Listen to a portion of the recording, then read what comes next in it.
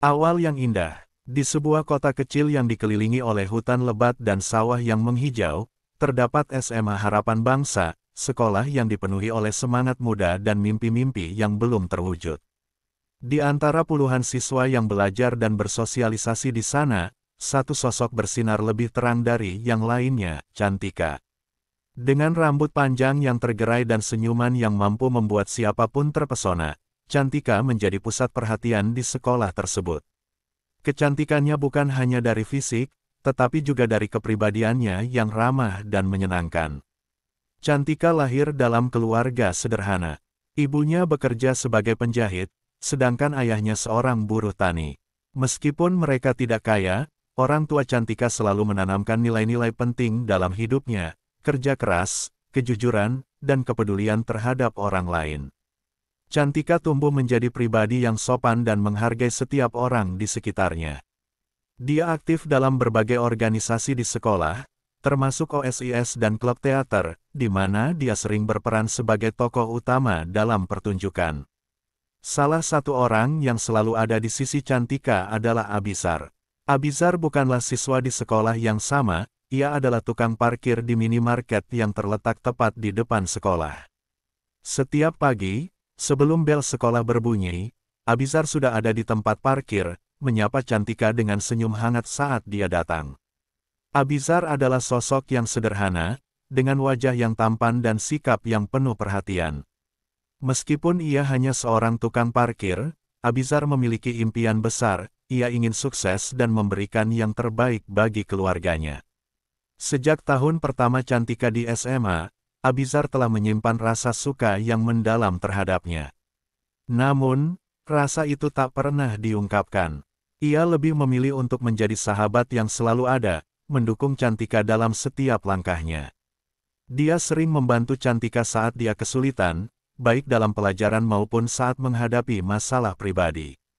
Abizar merasa bangga setiap kali melihat Cantika tersenyum, meskipun hatinya selalu terasa sakit ketika melihat gadis itu bersama teman-teman pria lainnya.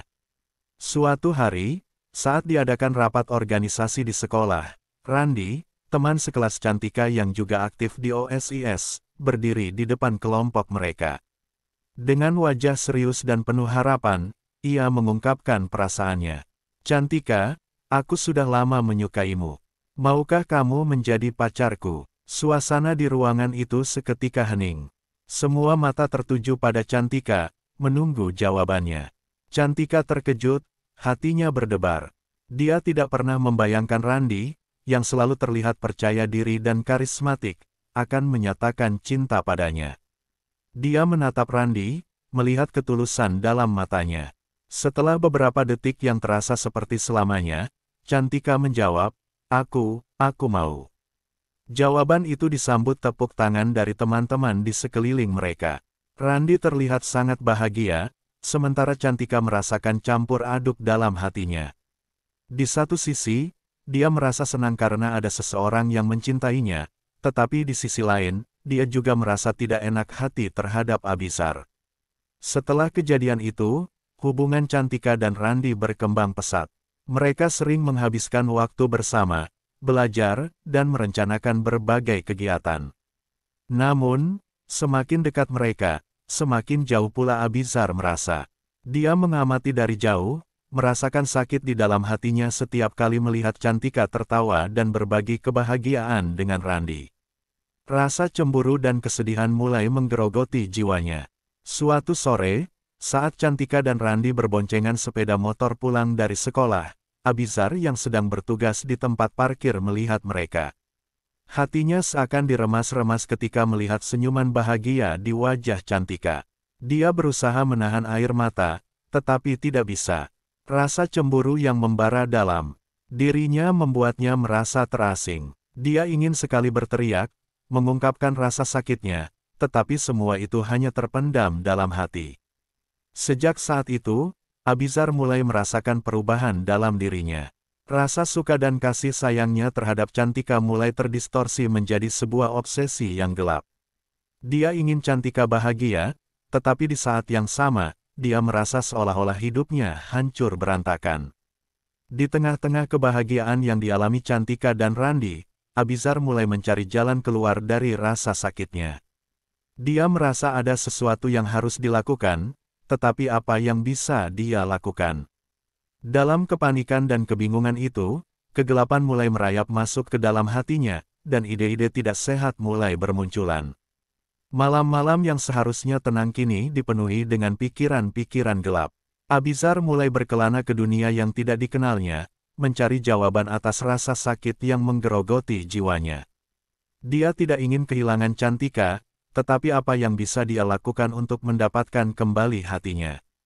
Ketika harapan mulai hilang, Abizar merasa terjebak dalam labirin kegelapan, tanpa tahu bahwa langkah-langkahnya selanjutnya akan membawanya ke jurang yang lebih dalam dan lebih menakutkan.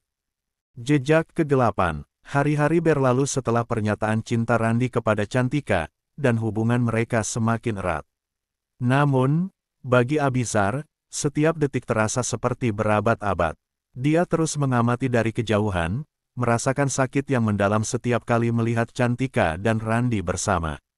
Setiap tawa yang mereka bagi, setiap momen kebahagiaan yang mereka nikmati, semakin memperkuat rasa cemburu dan kepedihan di dalam hati Abizar. Kembali ke rutinitasnya sebagai tukang parkir, Abizar berusaha tersenyum kepada pelanggan, tetapi di dalam dirinya, ada badai emosi yang terus bergolak. Dia seringkali teringat saat-saat indah ketika dia dan Cantika berbagi cerita dan tawa sebelum hubungan Cantika dengan Randi dimulai. Rasa sakit itu semakin menyiksa, dan keinginan untuk memiliki Cantika kembali semakin membara. Suatu malam, saat sedang duduk sendirian di tempat parkir, Abizar mendengar percakapan dua orang pengunjung yang sedang membahas tentang pesugihan. Mereka bercerita tentang bagaimana seseorang bisa mendapatkan kekayaan dan kekuatan dengan melakukan ritual tertentu, tetapi harus membayar harga yang mahal tumbal. Awalnya, Abizar menganggapnya hanya sebagai cerita urban, tetapi benih ketertarikan mulai tumbuh dalam pikirannya. Keesokan harinya, Abizar mencari informasi lebih lanjut tentang dukun yang bisa membantunya. Dia mendengar tentang seorang wanita tua yang dikenal sebagai Nenek Siti, seorang dukun yang tinggal di pinggiran kota. Dikenal memiliki kemampuan luar biasa dalam dunia gaib, Nenek Siti dipercaya bisa mengabulkan permintaan dengan syarat yang cukup berat. Abizar merasa semua harapannya bergantung pada wanita itu. Dengan langkah mantap, Abizar berangkat menuju rumah Nenek Siti. Perasaannya campur aduk, antara harapan dan ketakutan. Setelah menelusuri jalan setapak yang sempit, akhirnya dia tiba di sebuah gubuk tua yang dikelilingi pepohonan rimbun. Suasana di sekitar tempat itu terasa angker, dan hembusan angin malam membuatnya merinding. Dengan napas yang berat, Abizar mengetuk pintu. Nenek Siti membuka pintu dengan wajah yang keriput dan tatapan tajam. "Apa yang kau cari, anak muda?" tanyanya dengan suara serak. Abizar mengumpulkan keberanian untuk mengungkapkan niatnya. "Saya ingin mendapatkan kekayaan. Saya ingin mengubah hidup saya." Nenek Siti mendengarkan dengan seksama. "Kau harus tahu, tidak ada yang gratis dalam hidup ini. Jika kau ingin mendapatkan sesuatu yang berharga, kau harus siap membayar harga yang setimpal." Abizar menunggu, merasakan ketegangan di udara. "Apa yang harus saya lakukan?" tanyanya, suaranya bergetar. "Menumbalkan sesuatu yang berharga, nak. Hanya dengan cara itu, kekayaan akan mengalir kepadamu," jawab Nenek Siti, menatapnya tajam. Abizar terkejut, tetapi di dalam hatinya, rasa sakit dan cemburu telah mengubahnya. Dia mulai berpikir tentang Randi, pesaingnya. Bagaimana jika dia menumbalkan Randi? Dengan cara itu, dia tidak hanya mendapatkan kekayaan, tetapi juga bisa memiliki Cantika kembali. Setelah pertemuan itu, Abizar merasa ada harapan baru dalam hidupnya, meskipun harapan itu dibangun di atas kegelapan. Dia mulai merencanakan segala sesuatunya dengan matang. Setiap hari, ia mengamati Randi dan mencari tahu tentang rutinitasnya. Dia mencatat setiap gerakan Randi, setiap waktu ia sendirian, dan semua tempat yang sering dikunjungi. Di sekolah, Cantika dan Randi tampak bahagia. Mereka sering terlihat berdua, berbagi tawa dan kebahagiaan. Abizar merasa semakin terasing. Dia berusaha berteman dengan mereka, tetapi rasa cemburu menghalangi langkahnya.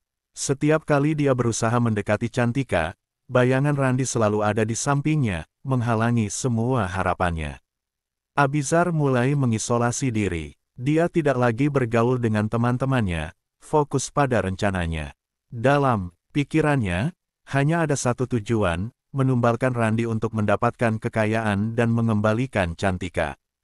Dia mulai mencari benda-benda yang bisa digunakan dalam ritual, sebuah pisau kecil, beberapa lilin, dan benda-benda lain yang dianggap penting untuk ritual pesugihan. Malam harinya, saat semua orang terlelap, Abizar duduk merenung di kamarnya, memikirkan semua kemungkinan yang akan terjadi setelah ritual. Rasa takut dan kegelisahan menyelimuti pikirannya.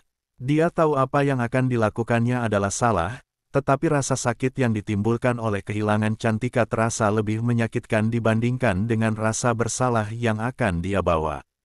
Dalam kegelapan, Abizar mulai membayangkan kehidupan yang akan datang, kemewahan, kekayaan, dan yang terpenting, Cantika di sisinya.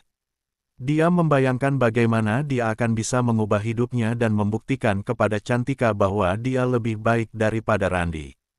Setiap malam, pikiran-pikiran itu semakin kuat, dan kegelapan mulai merayap ke dalam jiwanya. Abizar tidak lagi merasa seperti dirinya yang dulu. Dia telah berubah menjadi sosok yang terobsesi dan penuh kebencian. Kegelapan yang dia pilih mengubahnya menjadi seseorang yang tidak dikenali, seseorang yang siap melakukan apapun untuk mendapatkan apa yang diinginkannya. Dia tidak menyadari bahwa langkah-langkahnya menuju jalan yang kelam ini hanya akan membawanya ke dalam jurang kehampaan yang lebih dalam. Persaingan yang mematikan. Setelah pertemuan dengan Nenek Siti, hidup Abizar berubah drastis. Dia merasa seolah-olah telah menemukan jalan keluar dari rasa sakit yang menggerogoti hatinya. Obsesi untuk mendapatkan Cantika kembali semakin membara, dan rencananya untuk menumbalkan Randi menjadi semakin jelas dalam pikirannya. Dia mulai merencanakan setiap langkah dengan teliti, seolah-olah sedang merancang sebuah strategi perang. Hari-hari di sekolah menjadi semakin berat bagi Abizar.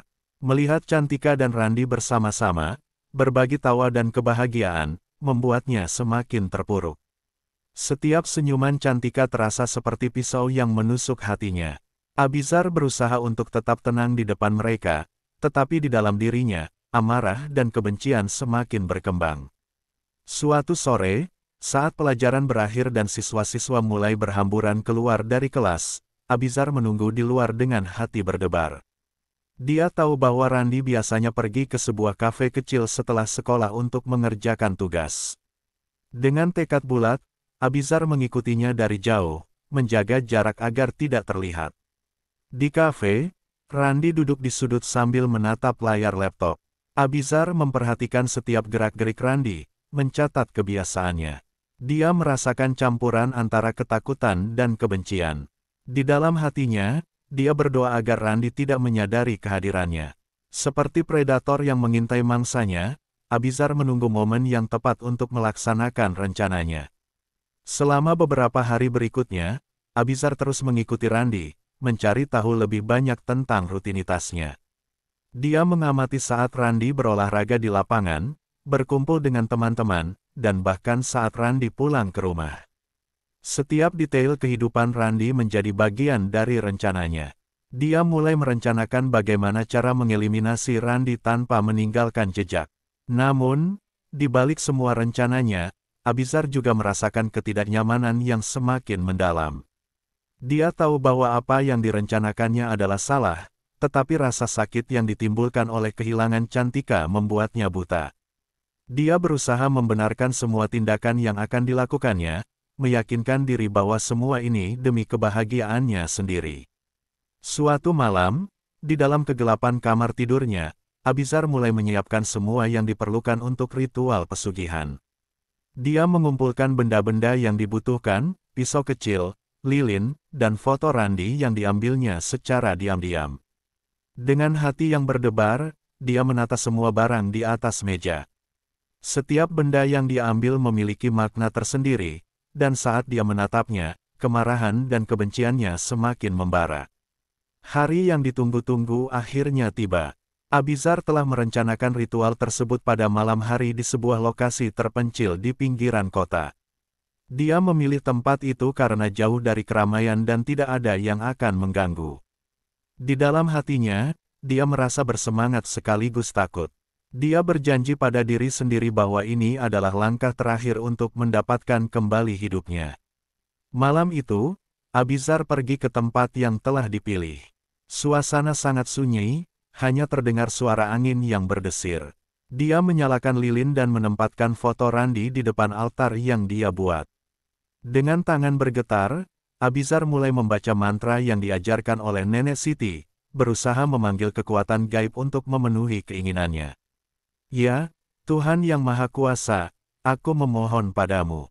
Berikan aku kekayaan dan hapuskan sainganku, ucap Abizar dengan suara bergetar. Setiap kata yang diucapkannya dipenuhi dengan emosi yang mendalam, cemburu, kemarahan, dan keputusasaan. Dia merasa seolah-olah semua harapannya bergantung pada ritual ini. Namun, saat Abizar semakin tenggelam dalam mantra, suasana di sekelilingnya tiba-tiba berubah. Angin berhembus kencang, dan lilin yang menyala padam. Seketika, kegelapan menyelimuti tempat itu, dan Abizar merasakan sesuatu yang aneh, sebuah kehadiran yang menakutkan. Dia tertegun, merasakan ketakutan menyelusup ke dalam jiwanya. Dia mulai meragukan keputusan yang diambilnya.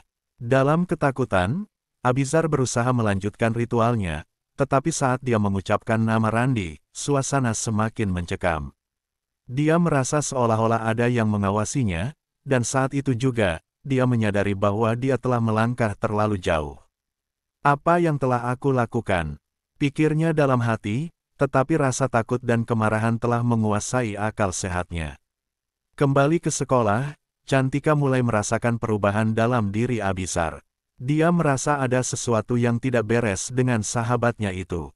Abizar tampak lebih gelap, lebih tertutup, dan semakin menjauh. Cantika mencoba menghubunginya, tetapi setiap kali mereka bertemu, Abizar selalu menghindar, seolah-olah dia menyimpan rahasia besar yang tidak ingin diungkapkan. Sementara itu, hubungan Cantika dan Randi semakin kuat. Mereka mulai merencanakan masa depan bersama, berbagi impian dan harapan. Cantika merasa nyaman dan bahagia dengan Randi, tetapi di sudut hatinya, ia masih merasa khawatir tentang Abizar. Dia ingin membantu sahabatnya, tetapi dia tidak tahu bagaimana caranya. Di malam yang sama dengan ritual Abizar, Randi merasa ada yang aneh. Dia merasakan ketegangan di udara, dan saat berjalan pulang, dia merasa seolah-olah sedang diawasi. Rasa cemas menggelayuti pikirannya, tetapi dia berusaha mengabaikannya. Dia ingin membahagiakan Cantika dan fokus pada hubungan mereka. Kembali ke Abizar, saat dia mengakhiri ritualnya, dia merasakan ada sesuatu yang tidak beres. Suara-suara aneh bergema di kepalanya, dan bayangan gelap mulai mengelilinginya. Dia mulai merasa terjebak dalam apa yang telah dia pilih. Di saat itu, rasa penyesalan mulai merayap masuk, tetapi sudah terlambat untuk mundur. Dia telah melangkah ke dalam kegelapan, dan jalan yang dia pilih tidak bisa diubah. Tumbal, malam setelah ritual, Abizar terbangun dengan denyut jantung yang cepat. Dia merasa cemas dan tidak tenang, seolah-olah ada sesuatu yang salah. Setiap detik yang berlalu membuatnya merenungkan keputusan yang telah diambilnya. Meskipun keinginan untuk mendapatkan kekayaan dan Cantika semakin membara, dia kini merasakan bayang-bayang ketakutan melingkupi dirinya. Rasa bersalah mulai menyusup ke dalam pikirannya, tetapi kemarahan dan cemburu terhadap Randi lebih dominan. Suatu sore, saat semua siswa berkumpul di lapangan untuk latihan ekstrakurikuler, Abizar mengamati Randi dari kejauhan. Dia melihat Randi mengobrol dengan teman-temannya, tertawa dan terlihat bahagia. Melihat senyum di wajah Randi membuat Abizar merasa semakin terasing dan marah. Di saat itu, dia menyadari bahwa ini adalah saat yang tepat untuk melaksanakan rencananya, menumbalkan Randi. Abizar kembali ke Nenek Siti, berusaha mencari tahu lebih lanjut tentang bagaimana melaksanakan ritual pesugihan dengan lebih efektif. Dia merasa bahwa jika dia tidak melakukan ini sekarang, kesempatan untuk mendapatkan Cantika akan hilang selamanya. Dalam perjalanan menuju rumah Nenek Siti, kepalanya dipenuhi dengan berbagai skenario. Dia bertekad untuk tidak mundur. Setelah tiba di gubuk Nenek Siti, Abizar menceritakan semua yang telah terjadi. Aku sudah melakukan ritual, tetapi aku merasa ada sesuatu yang kurang. Aku perlu tahu bagaimana cara menumbalkan Randi, ucapnya, suara penuh ketegangan. Nenek Siti menatapnya dengan tajam, seolah-olah bisa melihat ke dalam jiwanya. Menumbalkan seseorang bukanlah hal sepele, nak. Kau harus siap untuk menghadapi konsekuensinya. Hanya dengan tulus, kau bisa mendapatkan apa yang kau inginkan, katanya dengan suara berat. Abizar mengangguk, merasa semakin yakin bahwa ini adalah jalan yang harus dia ambil. Nenek Siti memberikan petunjuk lebih lanjut tentang ritual yang harus dilaksanakan. Dia menjelaskan bahwa Abizar harus memilih tempat yang sepi dan waktu yang tepat, di mana energi gelap bisa memuncak. Malam ini adalah saat yang baik. Bulan purnama akan membantu energimu, tambah Nenek Siti.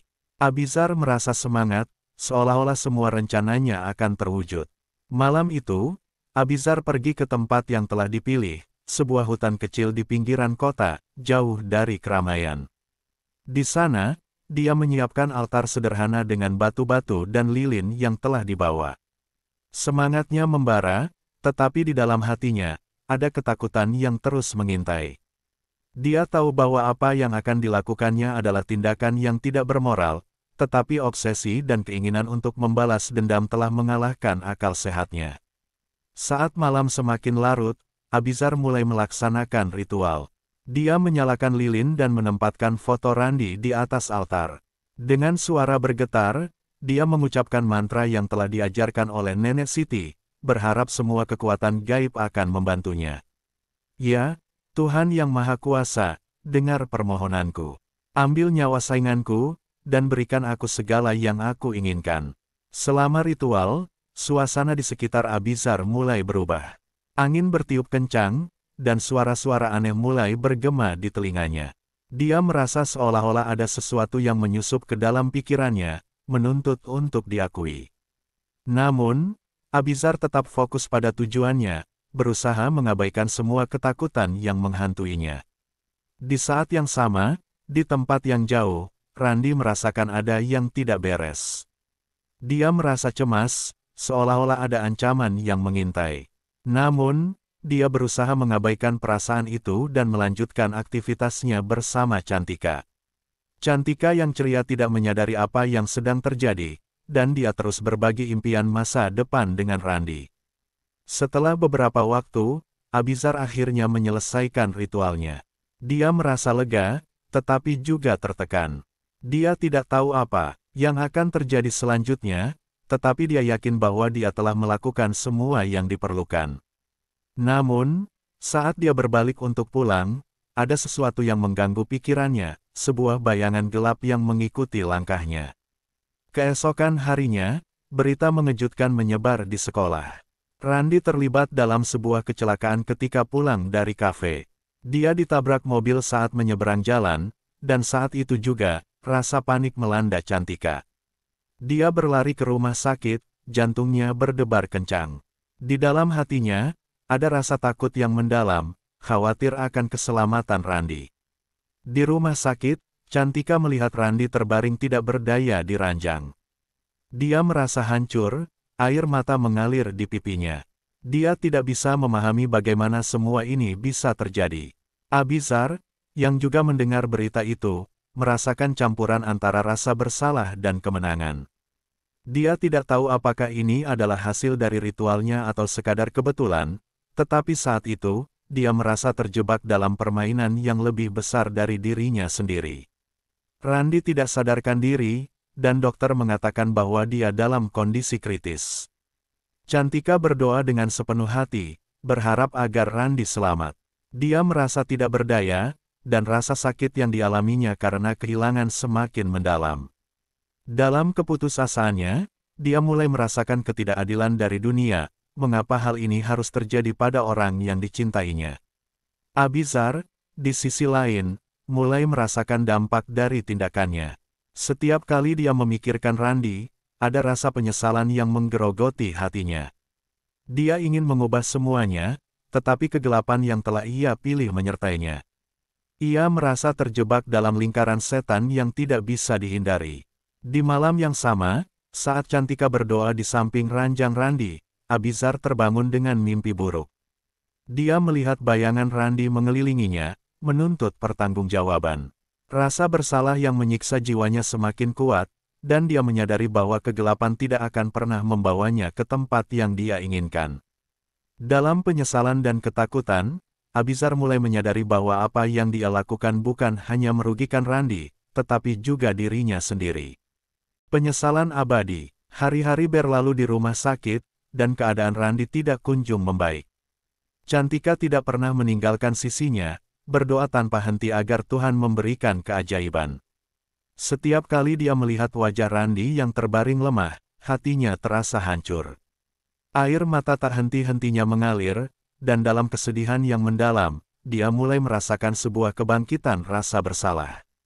Mengapa dia tidak melihat tanda-tanda perubahan dalam diri Abizar? Mengapa dia tidak bisa menyelamatkan Randi dari kebencian dan kegelapan? Sementara itu, Abizar merasakan dampak dari tindakannya. Setiap malam, dia terbangun dari mimpi buruk, melihat wajah Randi dan mendengar jeritan batinnya. Rasa bersalah menggerogoti jiwanya, tetapi dia berusaha untuk mengabaikannya, meyakinkan diri bahwa semua ini demi kebahagiaannya. Namun, semakin dia mencoba menghindari kenyataan, semakin kuat suara hati yang menghantuinya. Di tengah keputusasaannya, Abizar kembali mengunjungi Nenek Siti. Dia merasa bingung dan terjebak. Apa yang harus aku lakukan? Aku tidak ingin ini terjadi, ucapnya dengan suara bergetar. Nenek Siti menatapnya dengan tatapan penuh makna.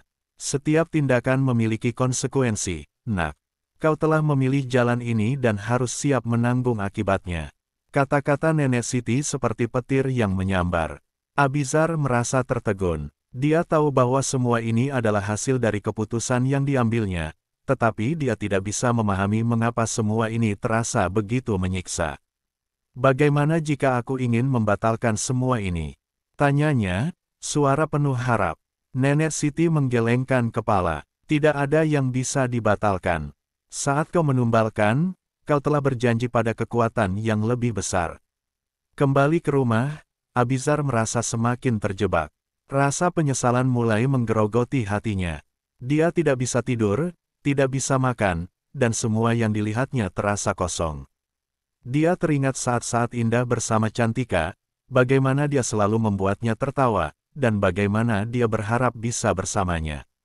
Namun kini, semua itu tampak seperti mimpi yang tak mungkin terwujud. Di rumah sakit, Cantika berusaha tetap kuat. Dia berbicara kepada Randi, menceritakan semua kenangan indah yang mereka bagi, berharap bahwa suaranya bisa menjangkau hatinya yang terjebak dalam kegelapan.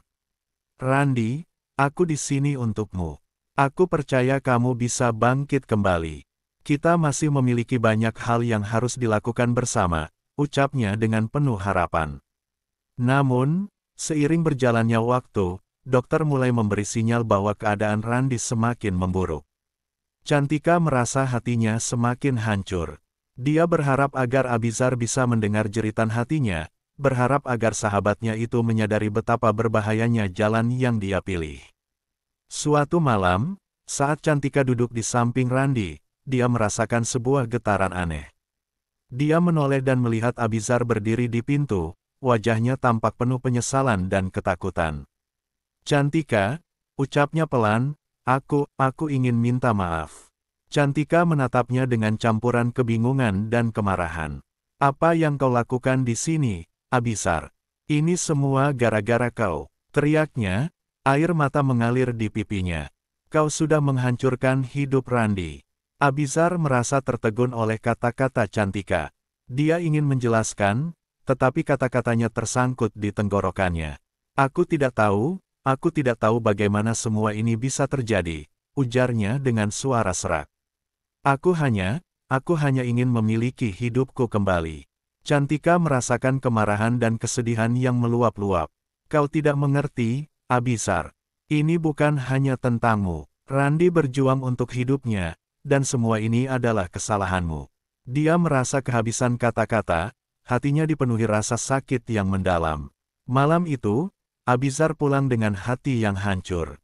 Dia tahu bahwa tidak ada yang bisa mengubah apa yang telah terjadi. Dia duduk di kamarnya, merenungkan semua keputusan yang telah diambilnya. Dia merasa terjebak dalam kegelapan dan tidak tahu bagaimana cara keluar. Kegelapan yang dia pilih kini menjadi beban yang tidak bisa dia tanggung. Keesokan harinya, dokter memberitahu Cantika bahwa Randi dalam kondisi kritis dan tidak mungkin bertahan lebih lama. Mendengar berita itu, Cantika merasa seolah-olah seluruh dunianya runtuh. Dia berlari ke sisi Randi, menggenggam tangannya erat-erat. "Randi, bangunlah. Aku tidak bisa hidup tanpamu," ucapnya, suara penuh harapan yang bergetar. Namun, saat dokter mengumumkan bahwa Randi telah meninggal, Cantika merasa seperti terhempas ke dalam jurang kehampaan. Rasa sakit yang menyayat hatinya membuatnya tidak bisa berbicara. Semua mimpi dan harapan yang telah mereka bangun hancur dalam sekejap. Dia hanya bisa menangis, merasakan kehilangan yang mendalam. Sementara itu, Abizar mendengar kabar tentang kematian Randi. Rasa sakit dan penyesalan menyelimutinya. Dia merasa seolah-olah dunia di sekelilingnya runtuh. Semua harapannya untuk mendapatkan Cantika kini sirna. Dia menyadari bahwa semua yang dilakukannya tidak hanya menghancurkan hidup Randi, tetapi juga menghancurkan hidupnya sendiri.